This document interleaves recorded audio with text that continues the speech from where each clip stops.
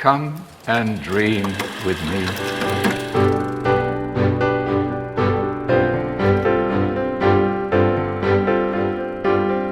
Hello and welcome to What Do You Want to Watch, the Exposure Network's premier media podcast.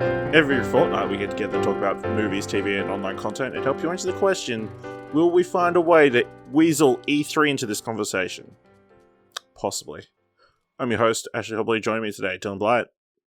Hello, everybody. I don't really have a bit this week, but that's fine. Because you will work away E3 into the conversation somehow. That's all we've talked about for last week. So we got a lot to talk about this week. We're going to talk about what's in our watch history, covering a little bit of news. We'll do giving in some thumbs to some trailers, and we're giving out this week's top 3. Before we start, just a little bit of housekeeping. We are recording this a little bit early, so we have not yet seen Fast and Furious 9, but we will have by the time this podcast comes out. You might even be able to listen to our episode of It's About Family over at exposure.com, in which we discuss, spoiler full, Fast 9. We're going to talk about how much justice Han got. It'll be great. Hopefully. And then, later today, at day of release, we will be watching Luca, and you should be able to find a spoiler cast for that as well. So that's very cool. Lots of content coming about movies. But let's kick into what we've actually been watching. So I went to an advanced screening of In the Heights, the first one of Lin-Manuel Miranda's Tony Award musicals. Follows a community in Washington Heights, which is uptown section of New York. Mostly, predominantly Latino community. Following that community, first main protagonist being Usnavi, played by Anthony Ramos, who people would know from Hamilton. He played Hamilton's son, but then in the first half he played... No, name's not coming to me. That's a shame. Got him. Yeah, he plays this Navi who runs a bodega, and has dreams of moving back to his parents' country of the Dominican Republic, but also he has this crush on this girl named Vanessa, but she's also got big dreams of moving downtown, away from this borough, and becoming a fashion designer. Also, his childhood friend Nina has come back from work going to Stanford, but she's got a big secret. She hasn't been able to handle the pressure of... she doesn't fit in at Stanford. And despite being like a high achiever and her dad paying for tuition out of his own pocket, she's thinking about dropping out, and she doesn't know how to approach people with that. Usnavi's best friend has a massive crush on Nina. They have a romance through the film. And yeah, it's very much about the community. And there's also this big heat wave going on at the same time. So everybody's hot and not wearing lots of clothes. That's not a key point, but yeah, it's hot. They're real hot. Yeah, everyone's hot. Yeah, this is such a delight. It's a really fun, enjoyable film. It's just beautifully brought to life. I think some of the dance numbers are super impressive, and it's like you need to see it on a big screen as possible. I know it's on HBO Max over in America, but I think they're doing themselves a little bit of a disservice. The songs are really good. I don't think there is... everyone is not a hit or super memorable I feel like the Hamilton soundtrack is, but there are still a lot of really, really good songs. But these are songs, whereas Hamilton's that got that rap. No, it's got it's got some of that as well. Elements of that. It's definitely... Hamilton is definitely a progression, and even watching this, I could kind of hear the voices from Hamilton or tonal lines and that kind of thing flowing through. There's also a couple of... You can hear it's written by the same person? Is that what it sounds like that. Obviously, this is more Latin music flavored than Hamilton was. But yeah, there's a few little Hamilton Easter eggs. Obviously, Lin-Manuel Miranda's in the film. But there's... I'll just say it. There's a scene in which a character is on hold on the phone, and the song they're playing is You'll Be Back, the King song. Yeah. Playing as the hold music. And yeah, there's a few other Easter eggs as people who were in the original run of In the Heights on Broadway, and different things like that. But yeah, I really enjoyed it. There is a few, there's some pacing issues. Obviously, this was a 2-act show with an intermission on Broadway.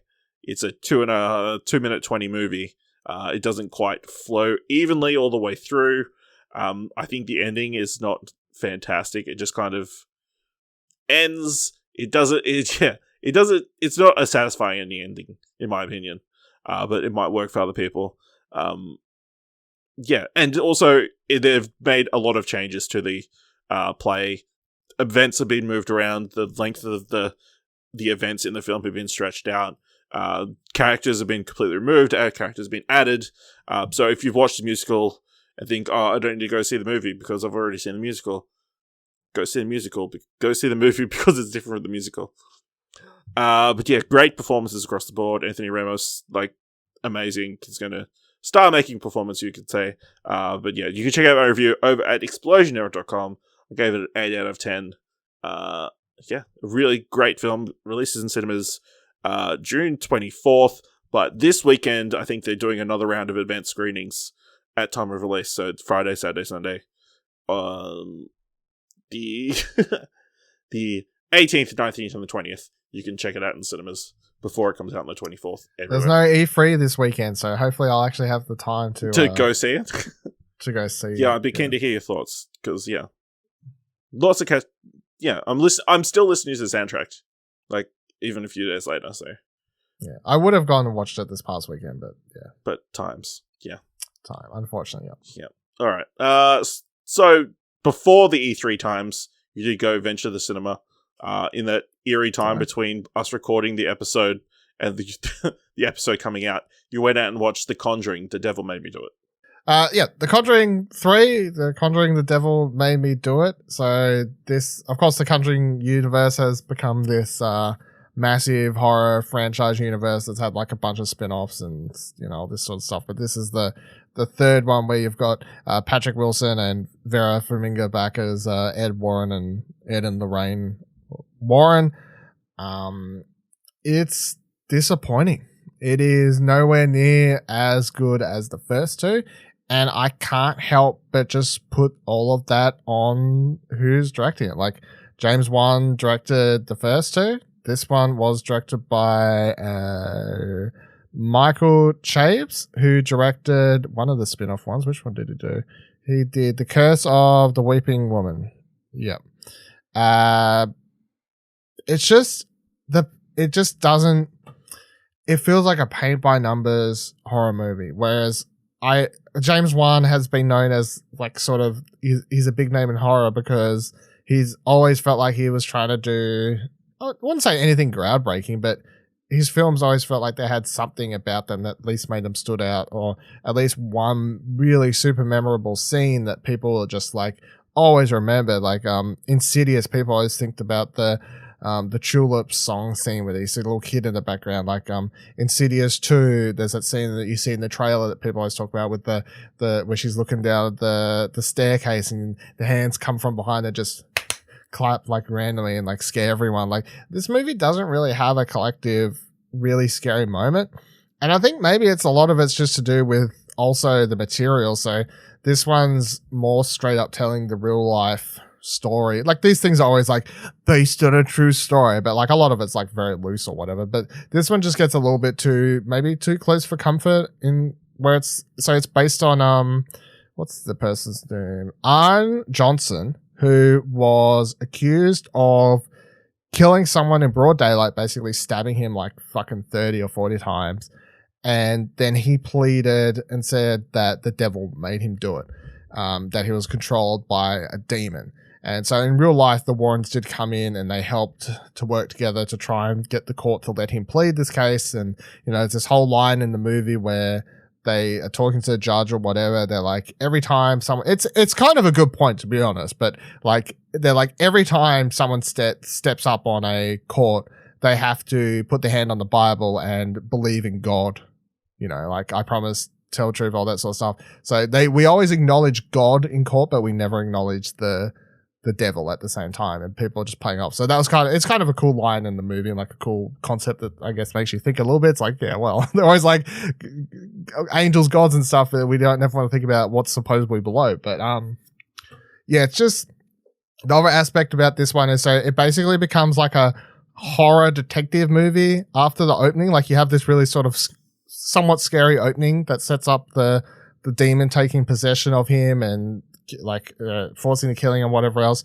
But then once the Warrens show up, it's this whole thing where they're going to different locations and even different towns and driving there, and they're trying to figure out who's causing this. Like, what happened to this demon? Where did this demon come from? So all of a sudden it's like a detective thing, and it's nowhere near as scary as the other ones where, so in the other movies, the Warrens are sort of they're never even the main characters. They're just people who are there. The main characters are always these families. They're usually set in inside one house.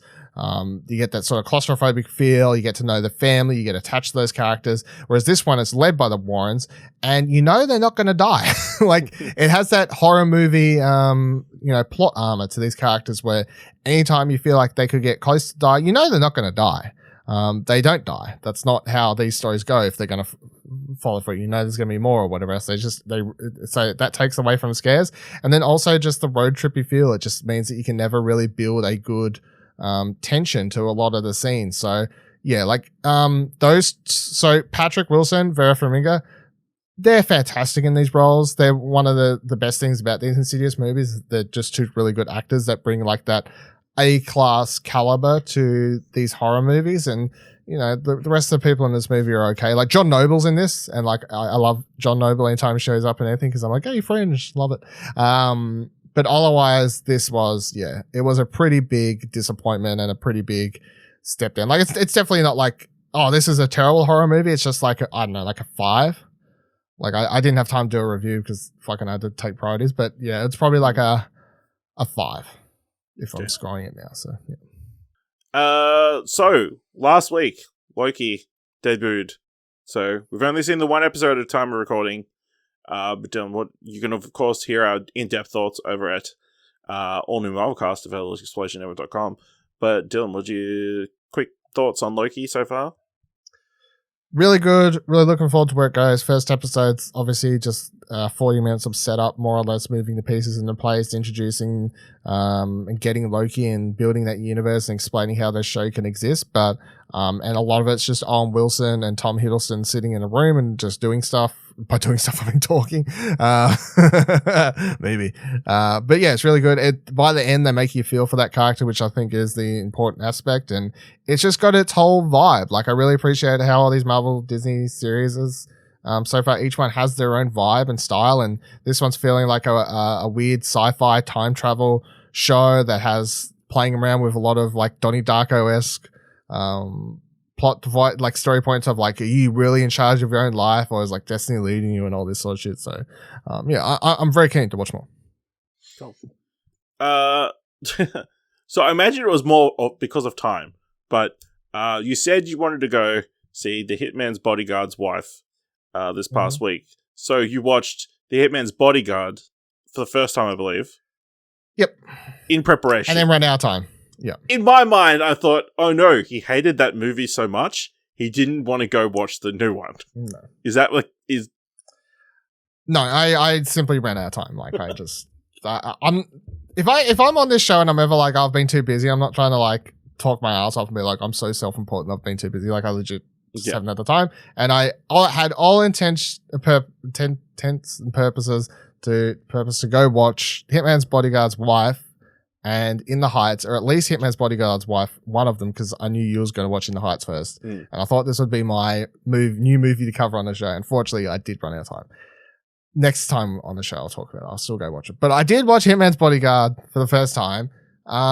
Pretty fun. Like, it's completely carried by Samuel L. Jackson and Ryan Reynolds, I think. Like, if you were to take them out and put just two subpar, not as good actors, the movie automatically just becomes like straight to DVD quality. Cause it is so corny. Like it's really weird. I never realized, because obviously I haven't seen it before, but the movie actually revolves, it's a romance.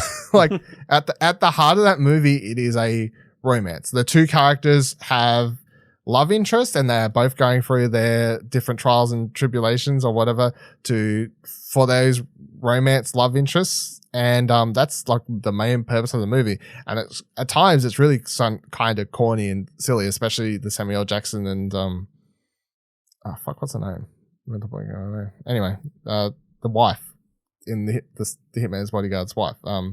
Tomahawk. Like a lot of that stuff's really kind of corny and silly, and a lot of action scenes are sort of paint by numbers or whatever. But yeah, it's 100% carried by Samuel Jackson and Ryan Reynolds. You can just tell that Samuel Jackson's like having the absolute time of his life in this movie. Like this is he just gets to motherfucking fucking all this, and have a great time and shoot shit and whatever else. And Ryan Reynolds is playing Ryan Reynolds, but it's fun. It's just it's an enjoyable action movie. Like sit back, mind out, enjoyable action movie.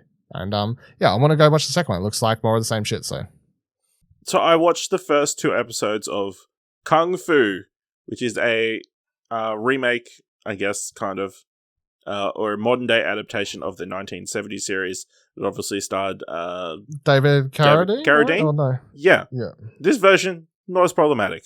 Centered around a Asian I didn't even American know cast. this was a thing. But... It's a CW show. Okay, right. So, but yes, it follows a Asian American woman called Nikki Shen. She drops out of Harvard, is in China as part of a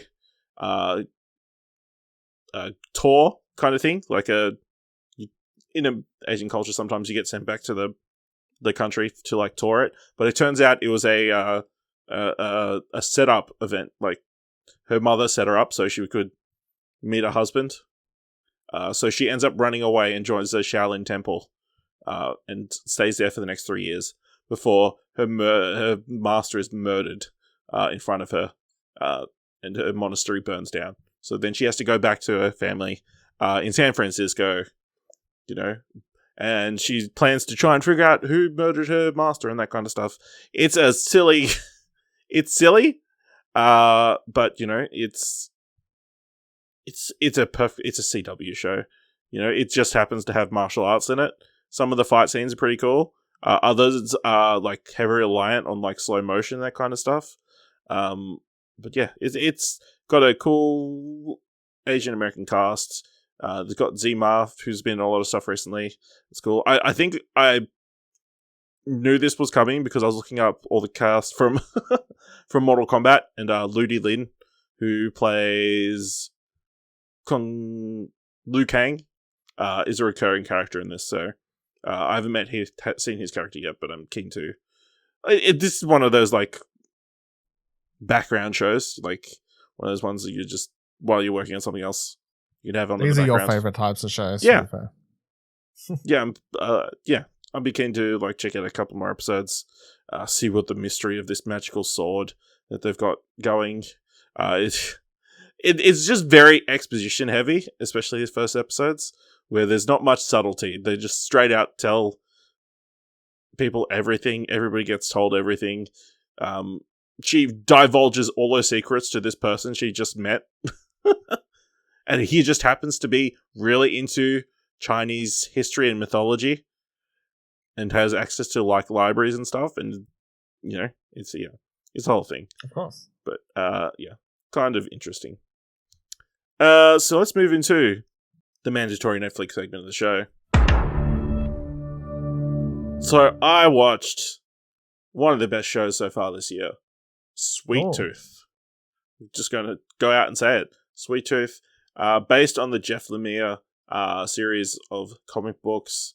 It's set in a world in which a virus has caused mass death across the world.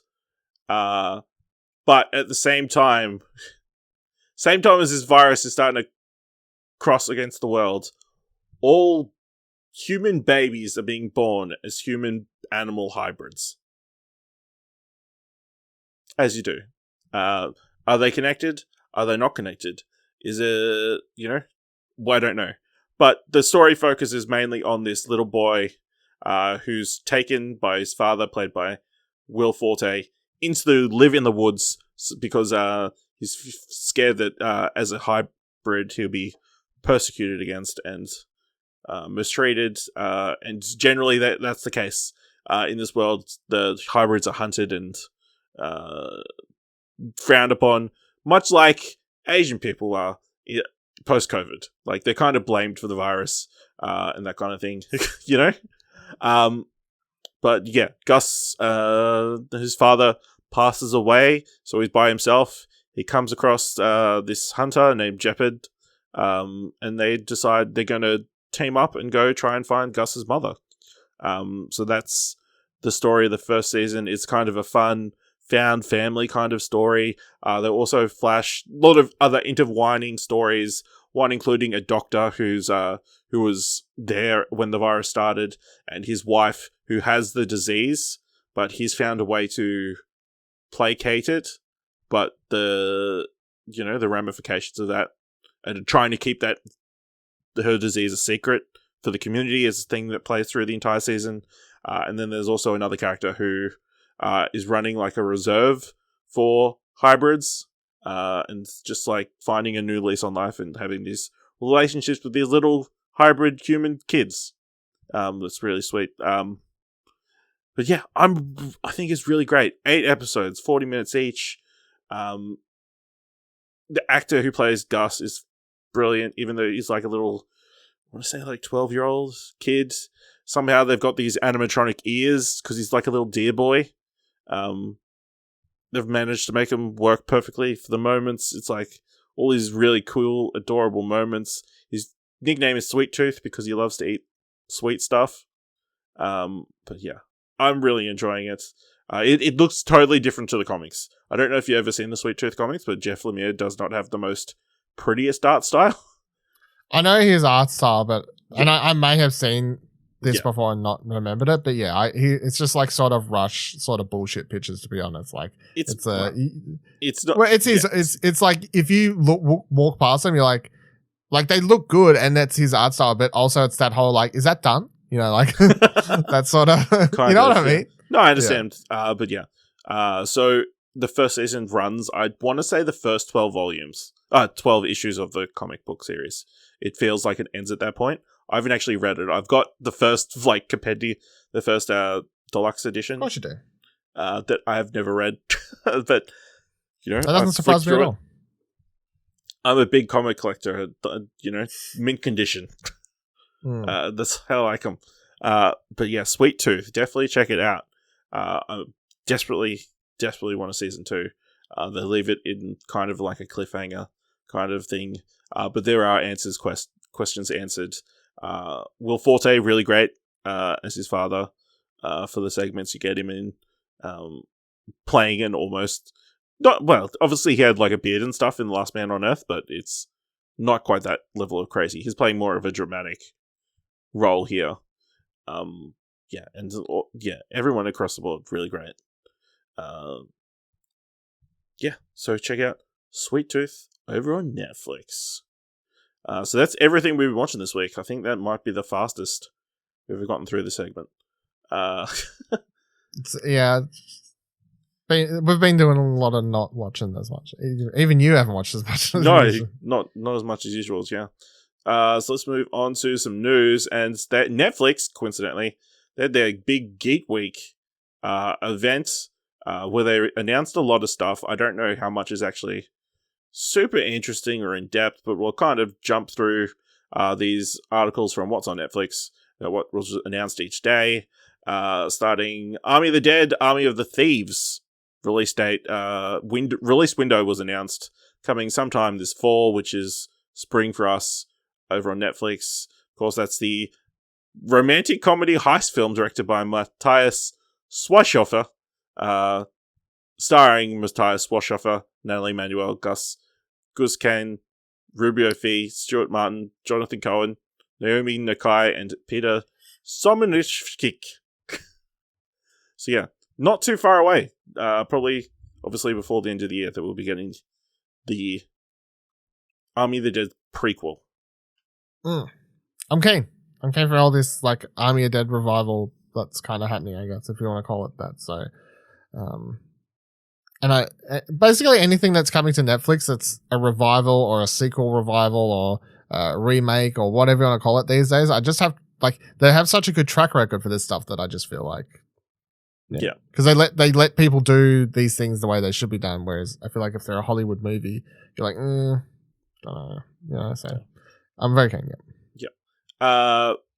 Then there were a bunch of first looks at a bunch of different action movies. Obviously, John Claude Van Damme's got a new film. Liam Neeson's got a new film. They showed new footage of Lupin. They announced that Shadow and Bone is getting a season 2.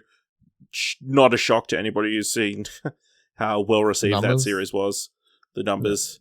Jason Momoa's got a new film. Vikings Valhalla, jumping on the Norse train. A spin-off of the, obviously, Viking series set, I think it's a century afterwards, following famous Norsemen like Leif Erikson, Phaedrus, Eric's daughter, Harold Hardrada, and the Norman king William the Conqueror. Interesting, because I believe there was some sort of legal dispute about this series, so it looks like all that's been handled. Yeah. It was on was it on Sci-Fi or no? I feel like it was on History Channel or something. History, yeah, it was something. Yeah, that sounds weird. Right. History does sound right, actually. I know it's supposedly good. I haven't watched any of it though, so I would like to watch it if I have had time. But yeah, absolutely. So yeah, more Vikings coming because there's not enough Vikings. Old rage. Yep. So we got some more information about Sandman. Obviously, they've announced the cast a lot. Neil Gaiman gave us kind of a sneak peek behind the production of Sandman. Is Sandman something you're keen for? I don't think we've talked about it at all. Yeah, I'm keen for Sandman. I haven't read all the Sandman comics, but I've read the first, the OG or whatever, years and years and years ago though. But so Sandman / Constantine stuff is always like more like, oh, let's go down that direction a bit more. I don't know how far they're going to go down that rabbit hole in this. Probably not, I guess. So I don't really know. But I'm keen because Gaiman's world is just weird. And we've had like mixed reception, I guess, to other stuff is like my only like sort of worry where, what was the Amazon one with the Terry? Gods? No. Good Omens. Good Omens, yeah. That was Amazon, wasn't it? No? Yeah, that was Amazon. Yeah. That was well received. That's what I'm saying. That was really good. American Gods, I've had less. Like, I don't think it's the source material. That's the production went from good around to bad. it. So yeah. So far, I'm like 1-for-1 Gaiman adaptation. 1 for 2, yeah. 1 for 2, yeah. But yeah, I'm keen for this. Obviously, seeing it's a solid cast. A lot of people obviously don't know. Some people that we do. Just the boldness of the last round of castings of having pronouns and that kind of stuff, and like willing to face that backlash. Having the character of Death played by a black woman when it's predominantly being played by a young teenage white girl, goth girl. I mean, yeah. I mean, clearly they're going for the best people possible for these roles, and that's. By the way, people getting angry about pronouns in a cast adaptation, we're really scraping the barrel of like things to be angry about at this stage. Like, just get angry about, just be racist and just not get it. Like, how that was one of the weirdest things. Yeah. We also found out Money Heist season 5. They showed more stuff from. That's always a series I've been like, I should check that out because it seems to be like one of the big foreign push series. But yeah, Cowboy Bebop. We got a first look at John Cho's hair, and that I like it. Everybody's happy about it. I like it.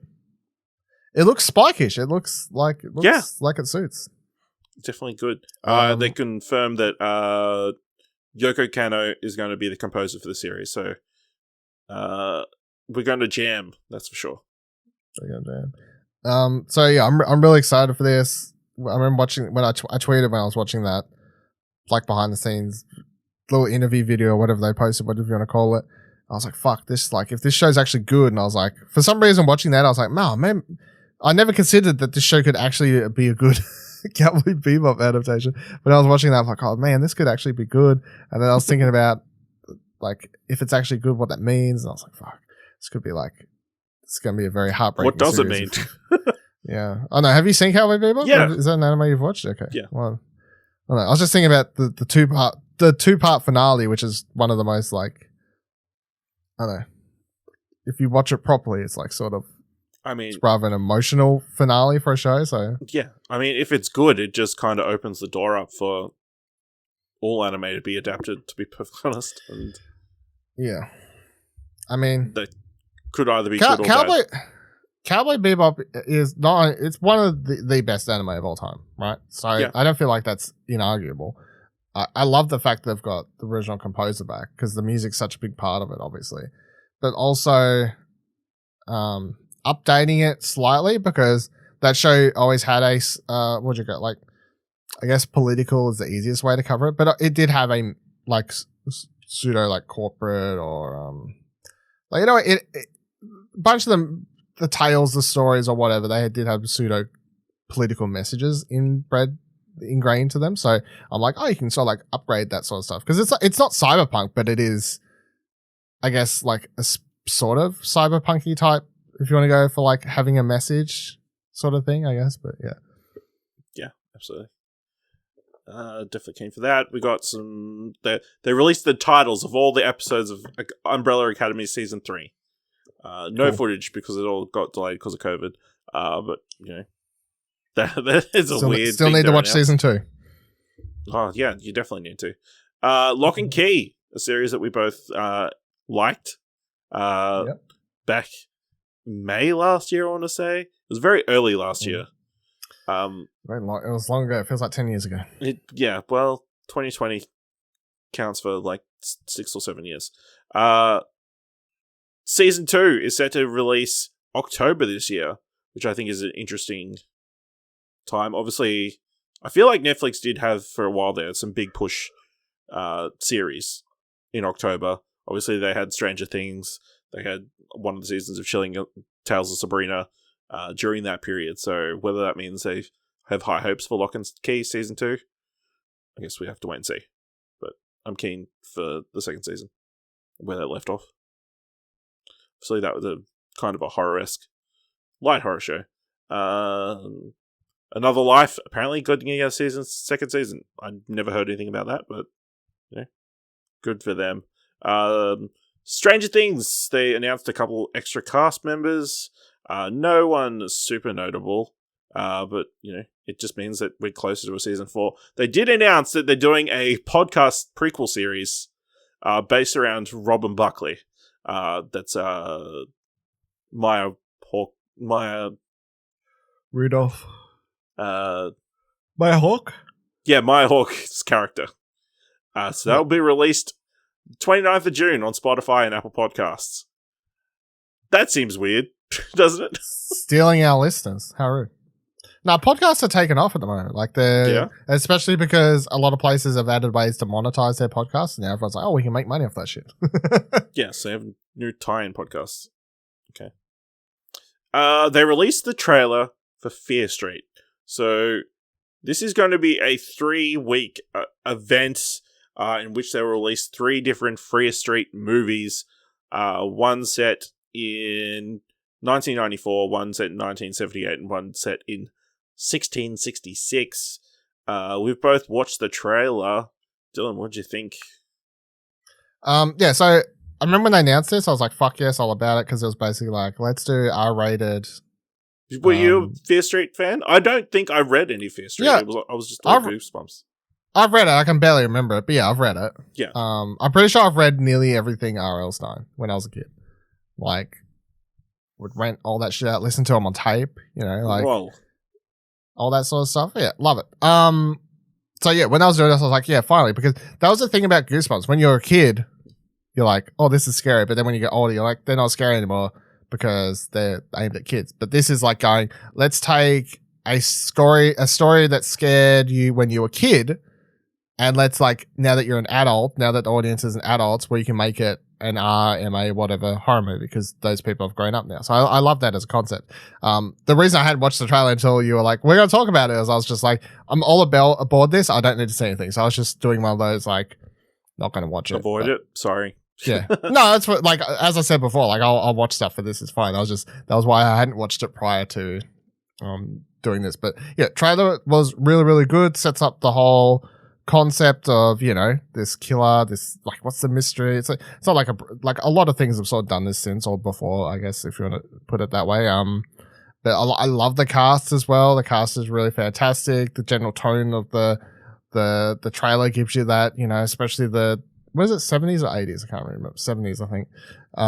Gives you like very like throwback Friday the 13th vibes, especially since it's set at a camp and everything like that. So yeah, I'm really excited for this. I think it looks really, really good. And the other thing I love about it is it's like we don't get stuff like this anymore on like normal TV, you know, like an event series, you know, like remember like Band of Brothers, Pacific, all that sort of shit. It was like there's like 6 episodes. It's like it's an event series. Like this feels like it's like an event movie thing, one a week.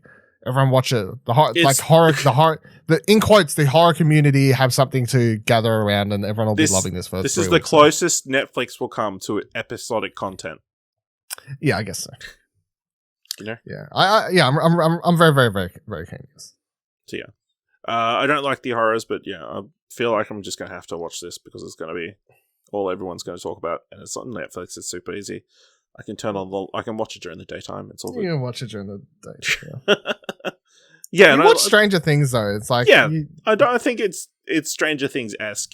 You know, it's just it looks very gory, or at least they did cut around like the swear words and that kind of thing. So I feel like it would be like an R-rated, MA-15 rated. I think it's an MA-15. It's just an MA-15 adaptation of the story. So, but yeah,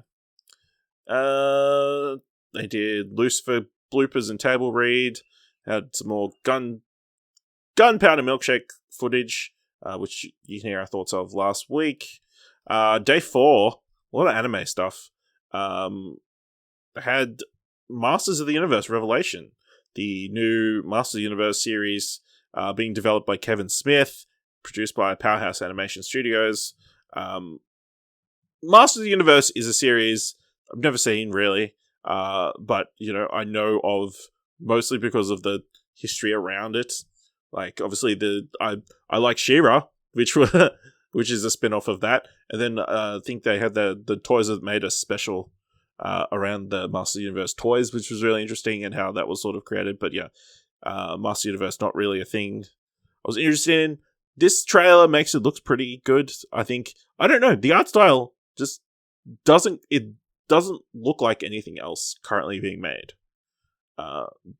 It just looks like an updated version of the old art style. I think so, yeah. That might just be the best way to describe it. It's more defined lines and that kind of thing, I think, is the big difference.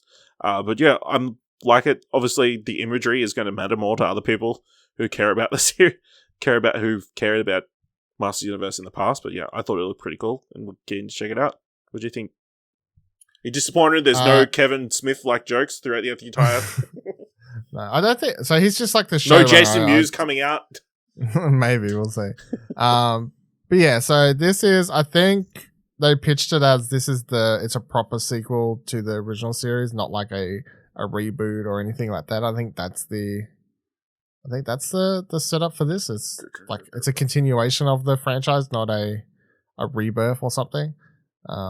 Because I did listen to Kevin Smith talk about it on a podcast once or whatever, and I think that was the pitch. Yeah, it's set after the final battle between He-Man and Skeletor. Yeah, it's like instead of rebooting or trying, it's like we're just continuing it to appease fans and stuff like that, I guess. So I've watched He-Man, Masters of the Universe, whatever you want to call it. I've watched like maybe an episode or two in my lifetime. The first time I ever heard about it was because Bam Margera back in the day with his little comedy rock band thing, Narkill, did a song about He-Man fucking Grayskull in the ass, and that was the first time I ever heard or saw the characters. Just thought I'd throw that little tidbit out there for you. But yeah, I'm keen. I think it looks good. The animation looks great. As I said, it looks like just an updated version of the original characters and animation and stuff like that. I thought it was a fantastic trailer. Like the music and the way it was edited was glorious. So, yeah, hopefully it makes fans of the franchise happy, I guess. Yeah, absolutely. They announced Loud House movie, which is something coming from Chris Savino for Nickelodeon. They announced the cast for Zack Snyder's Twilight of the Gods, which is a Norse folklore-inspired animated series. including people like John Noble, Corey Stoll, Jamie Chung, Lauren Cohen, Piers Domer, Rob Coley. That could be interesting. More of the Norse stuff, because we haven't got enough of that. We got a new Mobile Suit Gundam Hathaway trailer, a new Shaman King trailer, Eden Zero trailer. We got new footage, new images from Transformers War of Cybertron Kingdoms. There's a couple of hyphens in that. First look at Exception, which is an animated series from writer Hirotaki Adachi. New Make My Day teaser, another anime film. We got a first look at Bright Samurai Soul, which is a animated spin-off to Bright, the that fantasy Will Smith movie. Oh, that's fucking shit. Yeah. Right, okay. Not sure why that's a thing. They got another Godzilla animated series coming, because I feel like Netflix always has an animated Witcher thing, Godzilla thing coming. And then day 5 was very much video game themed. We got our first look at the Arcane TV series, a little bit of Jinx, like looking around a building. That's pretty cool. Got a little look at Cuphead. Wayne Brady is playing the dice dude. Looks really beautiful. They announced the Castlevania spin-off. That'll star Richter Belmont and Maria Renards during the French Revolution. So we got a first look at Splinter Cell animated series, but we know there's going to be a Far Cry and Far Cry and a Captain Laserhawk Far Cry Blood Dragon series, animated series. So the more doubling down on video games. You got the Smart crossover and Strange Things, which we talked about on Arcade Couch. Then we got a Witcher 2 Season 2 teaser. It's like 11 seconds of like Ciri looking cold. It was basically nothing, to be honest. But. You know? So there's that. They also announced WitcherCon happening July 9th. I don't know if that's actually going to be an in-person convention or it's going to be... No, it's an online thing, but there's going to be panels for... the series and the video games. Yes. Maybe the books if the guide... I don't know if he would want it. I know he likes the Netflix show because he was involved, obviously, but I don't think for the game side he would. But yep. I honestly, for that WitcherCon, I wouldn't expect another trailer there. I think it very much sounds like it's just panels of people talking about the stuff. So, and then they did the live-action Resident Evil cast news, in which they announced Paola Nunez, Adele Rudolph, Sienna Agudong, Tamara Smart, Ella Balinska, and Lance Reddick as Albert Wesker, which made everybody super happy on the internet and content. That was sarcasm. So yeah, that was everything from Geek Week. Some interesting stuff, a lot of stuff that... It seemed... I never watched any of the streams, but from seeing the highlights, it seemed to be odd. I think it was fine. Like it was. Then it wasn't like a. It was just a spread out. Basically, they didn't do like a big stream. Like, oh, here's all this stuff. They just spread out a bunch of information throughout the week and was like, we're just gonna like, here's a week of announcements and stuff. And they would like post their little videos and they're like, oh, this one's like focused on games or whatever. I think they did have streams. Like they did have streams, but it wasn't like we think about the E3 streams or anything like that. It was just. Yeah. Okay. I want to talk about something slightly related. So the news broke, I think, just before we recorded the last episode, but we didn't talk about it. Jupiter's Legacy, obviously the big Netflix series that I talked about a few episodes ago.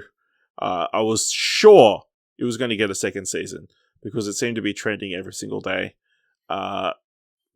The entire cast has been released from their contracts, and that property is going to be retooled, and they're going to be making the Super Crooks, which will be more focused on the criminal element of that universe. which seemed baffling to me until you learn. Obviously, there was a lot of behind the scenes problems, to the extent where the series ballooned out to costing potentially up to $200 million for the entire series, which way over budget. I just think it's very interesting that obviously they cancelled it like within the month. They said, no, we're not doing a second season. What are your thoughts? Obviously, you haven't watched it. So. I've read Super Crooks, so I liked it. So yeah, you've got. It's more fun. It was more fun because it's just like it's not superheroes doing superhero shit. It's superheroes. And I will say the bad Crooks people. elements of Jupiter's Legacy was kind of more interesting. So, did they have some of that in there? Yeah, they had some bad guys, involved.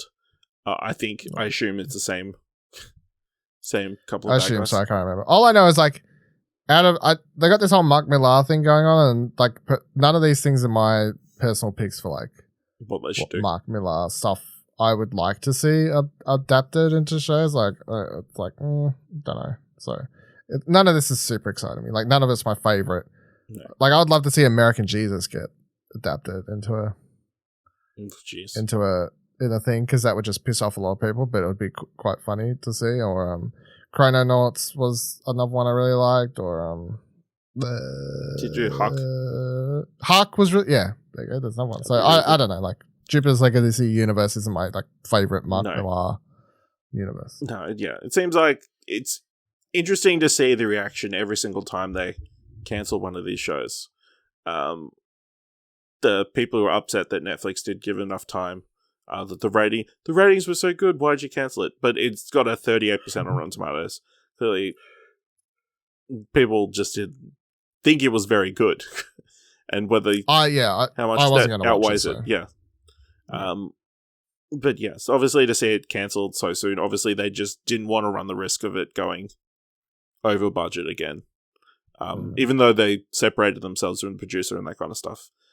Look, Netflix is still around because they, as much as it pisses us off sometimes and other people, like they've cancelled stuff that both you and I have liked at times or whatever, but they're still around because they're a business who's quite happy to be like, this is working, cancelled. Yeah. And that's what keeps them around. So it would have been interesting to know what kind of numbers they would need to have done to make Netflix confident in doing a second season. It would have been whatever it is, they didn't reach it. So, yeah. So, rip Jupiter's Legacy. We probably won't miss you. So Deadline has reported that 20th Century Studios is working on a prequel to Master and Commander: The Far Side of the World. Apparently, screenwriter Patrick Weiss-Nice, who scribes A Monster Calls, is tackling the screenplay. There's currently no stars or director attached. Interesting. After so many years, they're doing something with the Master and Commander IP. Disappointing that it won't be a sequel and we won't see Russell Crowe and Paul Bettany back. But I think we did an episode on Master Commander. We did do an episode on Master and Commander. Yes. So I think from memory, we both quite liked it. Yes, that was my second time watching because I watched it when it originally came out. So, and weirdly, it was my dad watched it for the first time about a month ago, and I watched like half an hour, 40 minutes of it then as well, and I was like, yeah, this is a good movie, Like, yeah. Would you be keen for a prequel to that? Not really. No. I don't really understand why. It doesn't really make sense why you would do a prequel because it's very much an origin story for their ongoing adventures. It feels like. Yeah, I don't get this. And it's not like it's a hot property where you're like, oh, the name carries weight, so the prequel will do well based on the success of Master and Commander. Like, I don't get it. So, but whatever. Maybe the movie's really good and it doesn't matter. But if the movie's really good, I'll be like, why is it even connected? Maybe like it should just be in its own thing. I don't know. In good news, they've announced that Disney is working on a sequel to Cruella. Obviously, Fuck you, haters. good score on Rotten Tomatoes. Currently stands at 97%. Still a cinema score. I don't know how it did financially. I don't know. I don't think it did fantastic at the box office. But clearly they liked it enough. It's not out in America, so like. Well, it is out in America. It's just also available on Premier Access. So you're never going to get those numbers. As of right now, it's got $129 million across worldwide, making it the 9th highest film of the year. So I don't feel like that's too bad, surely. No, that's pretty good considering the world we're in. Yeah, exactly. Well, yeah, I'm safe to say we're both very keen for a Cruella sequel. I'm very keen. As long as they don't do exactly what was talking about, like what? No, I hope they do what was talking about and not what was saying. We hope they don't do. So there's a direction they could take the sequel where I'm just like, I don't really fucking care anymore because you've taken it that direction. But without spoiling it, in case you want to still watch it, I just pretend it's not 101 Dalmatians connected. Like this is just a new franchise. That's what I want. All right. Then last piece of news. Lord of the Rings is getting an anime film. The War of Rohirrim. Alright, so the J.R.R. Tolkien franchise is heading back to the big screen in a fresh New Line and Warner Animation anime titled Lord of the Rings, The War of Rohirrim. I'm told that the Oscar-winning feature architects Peter Jackson and Fran Walsh are not involved with the project as we speak, but that will be determined down the road. Oscar-winning Lord of the Rings, Return of the King's scribe Philippa Bowens will be a consultant on the Dude project, directed by Kenji Kamiyama. And the pick is being fast-tracked with animation work done by Solar Entertainment. The War of Rohirrim will focus on a character from the book's appendix, the mighty King of Rohan, Helm Hammerhand, and a legendary battle which helps shape Middle-earth heading into the Lord of the Rings. Overall, the movie is set to be a companion piece to New Line's Lord of the Rings trilogy, and is set roughly 250 years before that movie, during the Third Age. And note, Amazon's upcoming Lord of the Rings miniseries is set during the Second Age. Did you have Lord of the Rings animated film on your bingo card for the year? Well, it's not the first one they've done, so... Is it? They did that Lord of the Rings animated film, whoever did that one. Forever ago. So, it's not the first time I've done one. I own that on DVD somewhere, actually. No, I didn't have it on my bingo card, but this has potential to be good, so I can't really complain. It's funny how Lord of the Rings, I guess, is just not saying like it died off because there's massive Lord of the Rings fans out there, but collective household name type thing. Lord of the Rings is of course about to make a big comeback, I guess, the Amazon series, which they're basically Amazon's putting all their money into, hoping it will be a Game of Thrones equivalent, massive TV series. So having New Line announcing that they want to do a movie to take part in the rebirthed popularity of the Lord of the Rings name makes sense to me. So sure, I'll watch it. So seems an odd choice, and it seems like it's something they're aiming to put in theaters, which is another odd choice. But yeah, I'd be interested to check it out. Kenji Kamiyama, I'm just kind of quick look to see what other work he's done. Mostly anime stuff like Ghost of the Shell and one of the Ghost of the Shell spin-off movies, and that kind of stuff. So it seems like it will be very anime, like proper anime. So yeah, that could be interesting. Just a weird choice, a weird story out of all the properties. Whether it's something they need to do so Warner Brothers could keep the Lord of the Rings kind of license, I guess. That could be a thing. Seeing as they haven't done anything since The Hobbit. Now that Amazon I don't know if that's the thing. It's not, I don't think they have a refresh clause. I don't know. Who knows? Hollywood's weird. It's like the Spider-Man thing. You just pump out a new film every couple of years. No. All right, let's move into thumbs for trailers. So, interesting dynamic to this week's version. Dylan has not watched any of these trailers. Do you know anything about any of these trailers? Yeah. Most of them I know what they are, but I haven't watched them. Okay, so let's start off. So I'm going to read the description. Dylan's going to watch the trailer, and then we'll get his immediate reactions. Okay. So first one is Demonic, directed by Neil Blomkamp, starring Carly Pope. A young woman unleashes terrifying demons when supernatural forces are at the root of a decades-old rift between mother and daughter are revealed. Obviously, Neil Blomkamp, known for more of his sci-fi things. I don't think he's done a straight-up horror film like this one is. Dylan, what are your thoughts?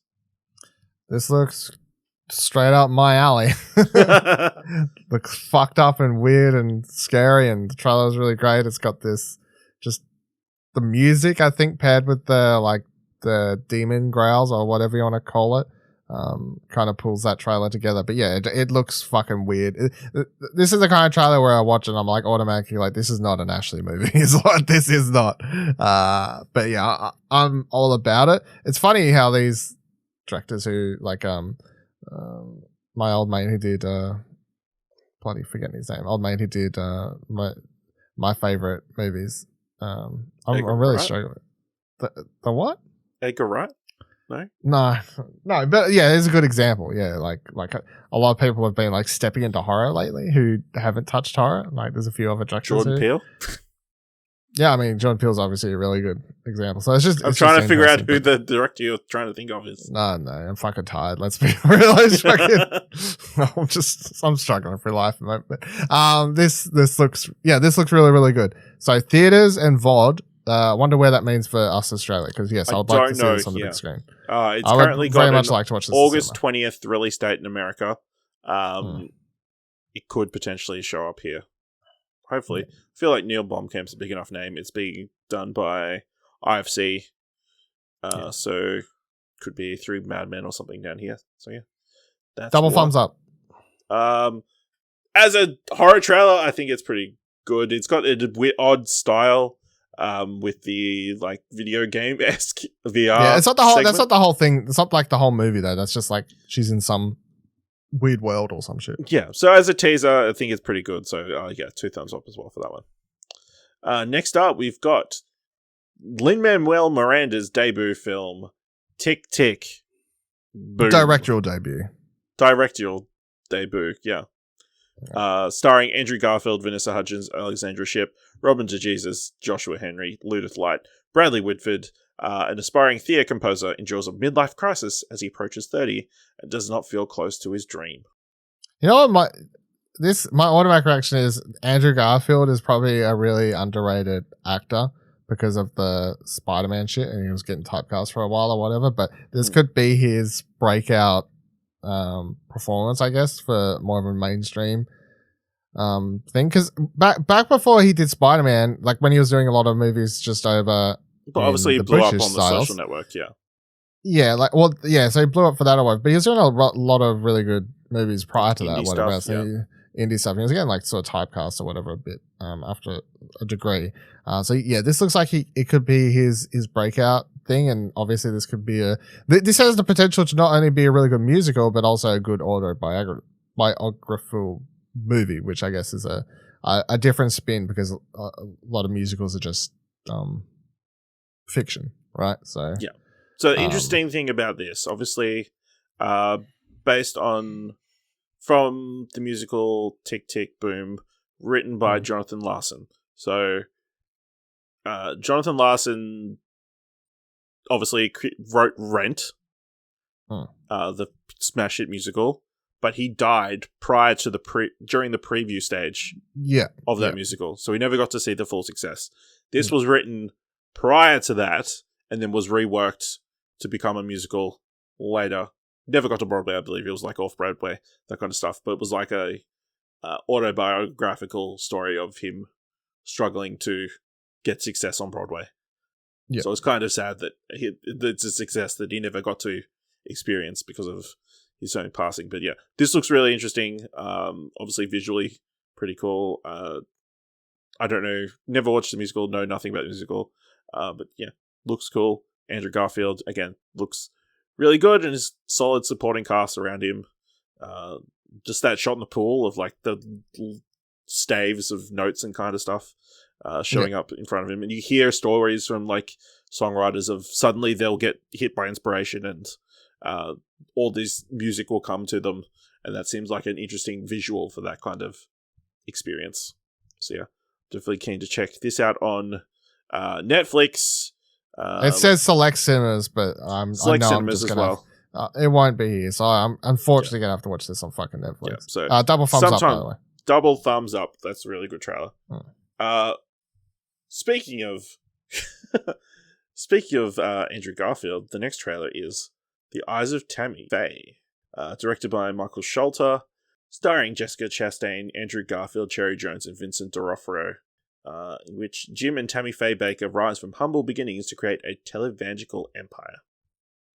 Yeah, I guess it really is Andrew Garfield's year.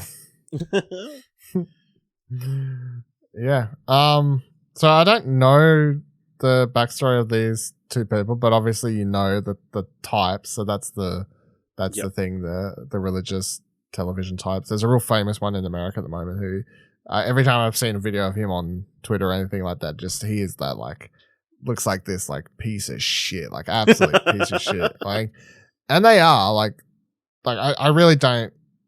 I mean, I don't feel like it's a hot take to say these like religious televangelist people aren't all just they're all just hoodwinking people or whatever you want to call it. Like they're all just it's bullshit to make money. So and when the trailer started, I was like, wait, is this movie like legit trying to like look at these really nice Christians like stuff? But then it gets to that point where like they're sitting at a table or whatever, and she says, "Are we doing something wrong?" or whatever. I was like, oh, okay, so we're actually going there. And then obviously they get towards the end and it teases a lot of more fucked up shit towards the end there, and I don't know if I'll actually look them up or just wait. Or either way, but this looks really good. Jessica Chastain also looks fucking phenomenal in this. Like this unrecognizable.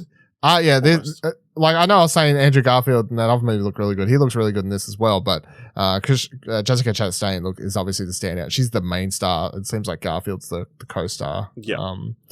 And this also like a chance for her. Like she's a really good actress. But this just seems a whole other level for her as well. So, I'm very keen. This looked very, very good. Double thumbs up from me. Yeah, I think it really good trailer. Across the board looks really great. Double thumbs up. All right. Yeah, I will also say based on a documentary of the same name.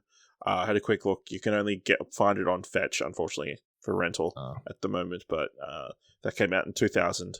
Narrated by RuPaul. Seems like an odd choice. Oh, yeah, sure. Sure.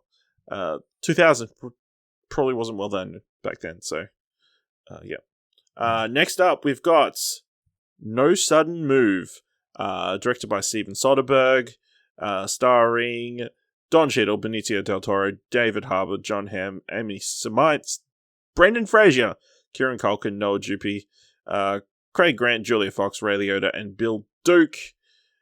In 1954 Detroit, small-time criminals are hired to steal a document. When their heist goes horribly wrong, the search for who hired them and for what purpose sends them wending through all echelons of the race-torn, rapidly changing city. Streaming? Come on now. No, it is. So this is cinemas? expected to come to cinemas 26th of August. Thank God, because I'm like, please don't make me watch this at home. This looks like a fun time on the big screen. You know? Remember that time when Soderbergh was like, I'm not making movies anymore. I want to retire. What a shit timeline that would have been. That looked like a great double thumbs up. That looks like a good old Steven Soderbergh. Bunch of characters, quirky remarks, action, heist, crime. I don't know. Like, that just looks like typical Soderbergh type stuff. But yeah, watching that whole trailer, all I could help thinking was like, remember when he wasn't going to make movies? That's the bad timeline. Like, this just looks really great. Also, there's just a bunch of people in there that I can't wait to see bounce off one another, like actor wise, like John Hamm bouncing off, should have left that. What's his fake from Stranger Things? David Harbour, like David Harbour and John Hamm interacting, and Benicio del Toro interacting with either of those two. Like, there's just a bunch of people. I'm like, I know Don Cheadle's like the main guy, and I'm like, yeah, but like nothing against him, but there's just some of those other actors where I'm like, oh, this is just exciting to see them in a film together. So yeah, that double thumbs up, really good. Yeah, this definitely looks really interesting. Obviously, great cast across the board. And Soderbergh makes these fun kind of films. Like, obviously, he's known for his Oceans trilogy. Logan Lucky from a few years ago was very well received. It's kind of a similar heist movie. Just, yeah, really good. Glad he didn't retire. Interesting, again, to see Brendan Fraser. The first thing I think I've seen him in advertised in a long time. He's on a comeback. He's got the He Soderbergh deserves it. film, got the Aronofsky's film. You know, all the big directors want him. So, no time like the present. Last trailer. Reminiscence. This directed by Lisa Joy, starring Hugh Jackman, Rebecca Ferguson, Thandie Newton, Cliff Curtis, Marina Di Tavia, Daniel Wu, Mojian Aria, Brett Cullen, Natalie Martinez, Angela Safarain, and Nico Parker. Scientist discovers a way to relive your past and use the technology to search for his long-lost love when a private investigator uncovers a conspiracy while helping his clients recover lost memories. I can't believe that they let Lisa Joy film an entire movie while they was filming Westworld Season 3. Just on the set at the same time. It's pretty crazy. I know you haven't watched Westworld, so you don't realize, but they had this looks so much like the set of Westworld 3. That's almost distracting almost how much it is. My other thing is, like, so Lisa Joy, I'm like, if you say Lisa Joy, I go, okay, the co-creator of because it's just her and Jonathan Nolan who does it, because as far as I'm aware, it's just those two. And she's written a bunch of the episodes, but of course is credited the executive producer. I think she directed maybe 1 or 2 episodes of Westworld, but I don't know if she's directed anything else. So this, as far as I'm aware, is her. She's done some other television. No, actually, nothing big. Directing. This is only directing. Yeah, that's directing. What I thought. Like, was it 1 or 2 episodes of Westworld? She's done 1 at least. I remember. It doesn't say. It just says 28 episodes. No, directing though. If you go to IMDb and you solo it down to directing. 1. Just 1. Yeah, 1. Yeah, that makes sense. Yeah, because I remember when it came out, she was directing one. I was like, oh, Lisa's directing one. But yeah, so other than that distracting factoid about this, the other thing that this makes me think of is A, that Sinking City video game that I actually haven't played, where there's a detective underwater, and B, it just looks like some combination of like Inception or some shit like that, basically, I guess. I'm intrigued. I didn't think the trailer had a weird pacing to it or something that was kind of off to it, or like I didn't like the song choice or something like that. But I think the setup is kind of cool. Like it, like the whole idea of people getting addicted to looking back and him looking for his, I guess, partner, wife, or whatever it is. Through the scene. I like how they've cast Thandie Newton in it, because she's just like, you're good on Westworld, come work on this when you're not filming scenes for that show, since I just filmed this in the background when they're not noticing. And yeah, sure. Hugh Jackman in this role, I don't know, maybe that's it. Like, I'm not sure about Hugh Jackman in this role yet, based solely off this trailer. So I'm going 1 up, 1 down. Ooh. And I'm still keen to watch it. I'm just going 1 up, 1 down, honestly. It's 2 thumbs up from me. This looks fantastic. Definitely a weird, high budget, interesting world. Just like you could have had everybody's gotten into reminiscing about the past, but to include the like Sinking City, underwater thing on top of that kind of makes it kind of an interesting world that you want to learn more about. Definitely feel like they've edited it in a way that's kind of trying to misdirect you as much as possible. Try and keep the mystery of it, and I'm keen to see more Rebecca Ferguson. She's great in everything we've seen her in. So yeah, another big leading role. Yeah, Hugh Jackman's always pretty great. So, yeah, definitely jump straight towards the top of my list of things to watch later this year. This one is set to release in cinemas August 19th. So yeah, another one to look forward to. Getting to that time of year where a lot of movies coming out. So movies, exciting. games, TV shows, you got shit everywhere at the moment. Everything. All right, let's wrap up this episode of What Do You Want to Watch with our What Do You Want to Watch top 3. Definitely in the top 3. And this week I figured, talked about In the Heights, talked about Tick Tick Boom. Just go easy. Easy one. It's been a long week. Just top 3 musicals. We already know Dylan's number 1. So, but Dylan, why don't you start with your number 3? What's your number 3? So my number. So I just want to clarify. When we're saying musicals, we're not saying straight up like Singing in the Rain. Like we have there's like. I'm happy to give you whatever free reign you want to just use. Okay. Number 3, I've got Inside Llewyn Davis, the Coen Brothers movie that stars Oscar Isaac as a sort of struggling young singer in the 60s or 70s, whenever the fuck it was set. Hold on, I'll fucking clarify. 1961 is when it was set. Co-stars Carey Mulligan, John Goodman, Garrett Hedlund's in it. I forgot about that. Justin Timberlake, of course. Yeah, it's just like, so Oscar Isaac's really, really good in this. This is probably my favorite Oscar Isaac movie, probably. Yeah, it's like either this or Ex Machina, I guess, is my 2 favorite Oscar Isaac performances. But yeah, it's just that whole. Also, you know who's fucking amazing in this? I nearly forgot to mention it. Adam Driver's in this, and they sing this song in this movie. Him and Oscar Isaac sing. Yeah. You've seen that, but you haven't seen the movie, have you? You've just seen the song. I've seen that clip. Yeah.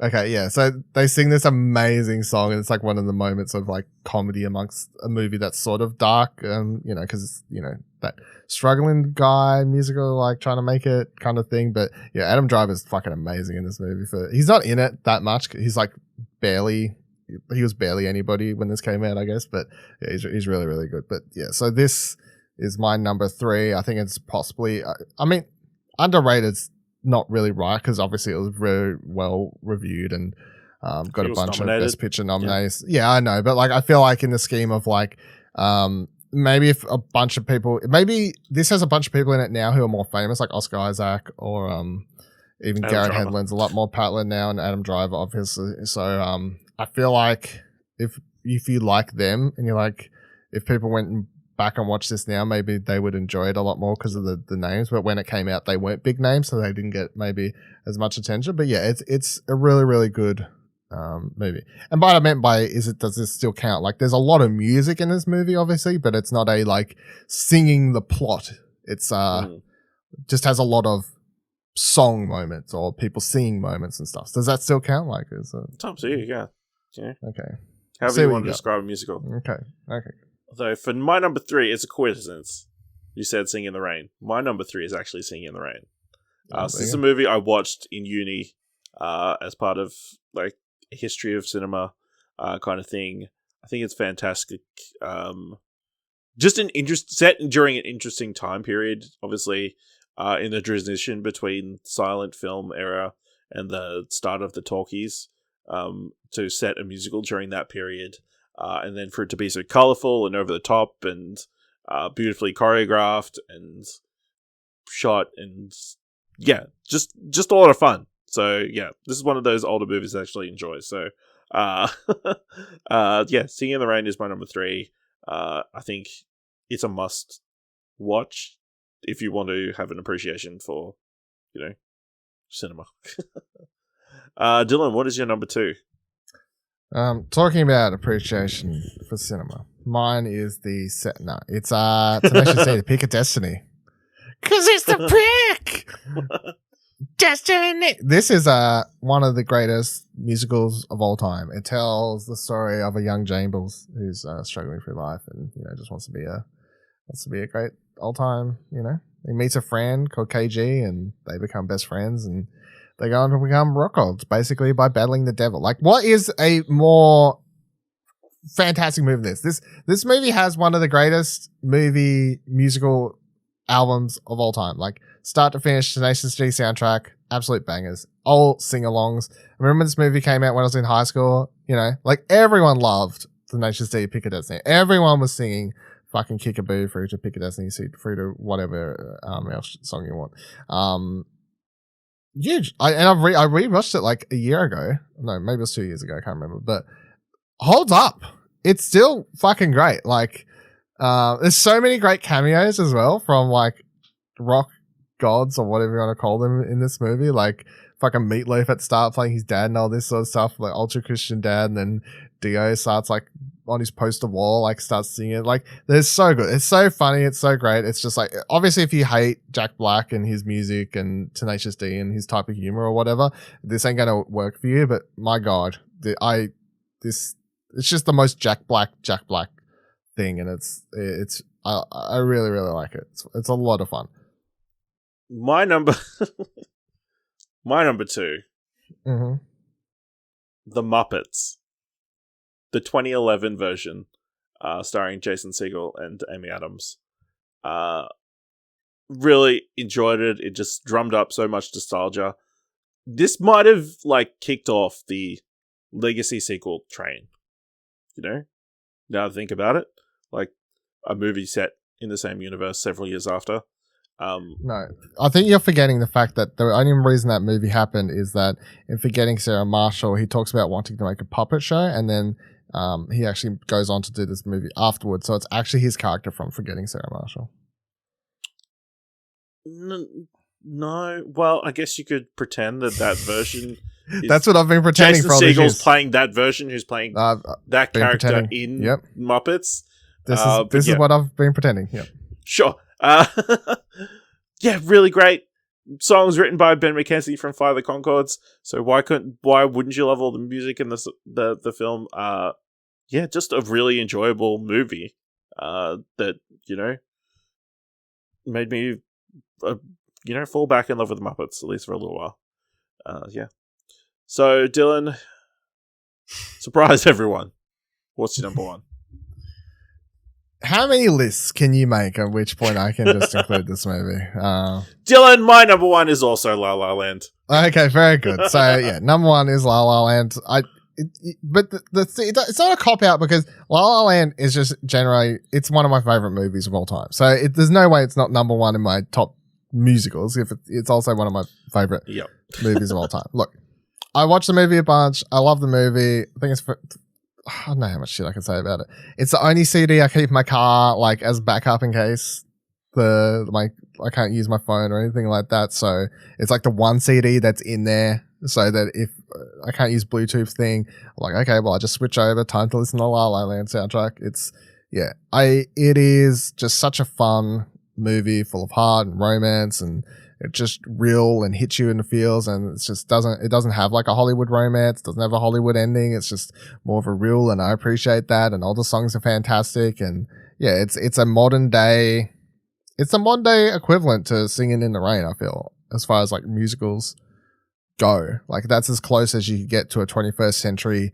proper musical that we've ever had, that's done it right while moving the musical medium forward and doing some more modern age things and interesting stuff. So yeah, it's I love it. Yeah, fantastic movie. Obviously, I feel like it was a musical for our generation. Like, it wasn't obviously it harkened back to older musicals, but it felt modern and contemporary. And I wrote in my review of In the Heights. Obviously, we've got a lot of musicals coming out later this year. We've got Dear Evan Hansen. We've got Spielberg's West Side Story. I feel like La La Land is a major factor into why we've got so many musicals coming out this year and currently in like development. It kind of rebirthed the genre to a certain degree. Even though they've had musicals along the way, nothing as critically acclaimed and beloved as La La Land, and it kind of restored studios' faith that a musical can be a success, both critically and commercially. So, yeah, La La Land. I'm sure like- it'll come up in the top 3. I was about to say, again see soon. what you can pick next week so I can bring it up next week. Top next 3 Emma Stone movies. Yeah, done. By the way, my 2 honorable mentions just to chuck out real quickly: Sound of Music and Sing Street. I would put Hamilton. I'm like, do I include that or not? And then South Park. Really? Yeah. Loves that. So South Park's your equivalent to my Tenacious D pick, but I I guess put mine so. in the top. I was nearly going to put Sing Street as my number 2 and be like, because you've seen that, Be more right? serious. Like, yeah. Sing Street's fucking fantastic. It's But great. I was nearly going to put Sound of Music because that's probably my favorite of the if you want to call it like the classic musicals. Like Sound of I don't know. I got shown that when I was a kid. I gravitate more to that than any of the other ones like Singing in the Rain. I think just because it was the first one I watched as a kid. And I actually liked it as a kid, so that was another thing. But yeah, I was gonna put Sing Street, but I was like, fuck man, like Tenacious D, like I just love it. I'm just gonna be honest with myself, you know, like Yeah, just that's number 2. speak your truth. Yeah. Let us know what your top 3 musicals are by going to explosionet.com/Twitter. Our Twitter handles are there, and you can just tweet at us your dislikes about our top 3s or what you would have put on instead. Or you can jump into a Discord at explosionet.com/Discord. If you want to help us out, leave us a review on the Apple Podcast or on Podchaser, or just tell somebody about the show. Please. Please. And if you like this episode, that is worth $1, head on over to our Ko-fi page at explosionet.com/support. You can buy us a coffee for as little as $1. Thank you very much for listening. Until next time, keep watching stuff, I guess.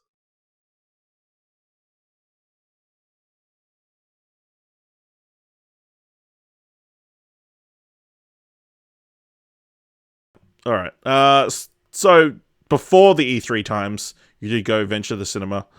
In that eerie time between us recording the episode and the the episode coming out, you went out and watched The Conjuring. The Devil Made Me Do It. I didn't talk about this last time. I don't think so. I better check. I swear I did. I That swear would I be talked bad. about it.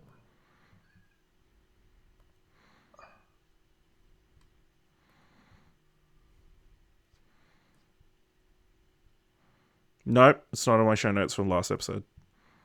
You talked about The Quiet Place last episode. Oh my god, everything's melding together. I swear I've talked about it to someone. Maybe it was just off. I don't know. My life is a podcast. I can't keep up. All right, just cut all this out then. All right.